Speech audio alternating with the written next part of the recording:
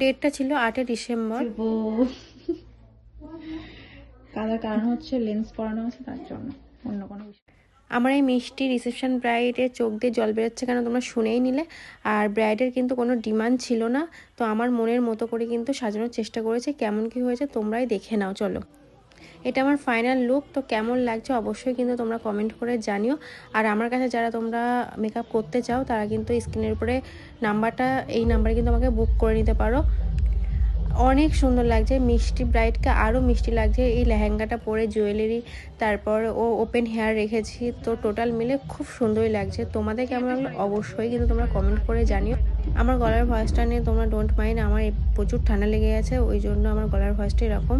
তো ফোকাস দাও তোমরা লুকটার উপরে, কেমন লেগেছে অবশ্যই তোমরা জানিও। আর তোমরা যদি আমার কাছে সাজতে চাও স্পেশাল ডেতে, তাহলে স্ক্রিনের উপরে যে নাম্বারটা দেখছো এই নাম্বারে কিন্তু ঝটপট করে আমাকে বুক করে নিতে পারো। আমার সাজানোটা কিন্তু ব্রাইডের খুব পছন্দ হয়েছিল, ওর মুখের হাসিটা দেখে তোমরা বুঝতেই পারছো, ওর তো খুব পছন্দ হয়েছে, ওর লুকটা সবটাই স্যাটিসফাই। আমার কাজ যদি তোমাদের ভালো লেগে থাকে অবশ্যই তোমাদের স্পেশাল ডেতে আমাকে বুক করে নিতে পারো।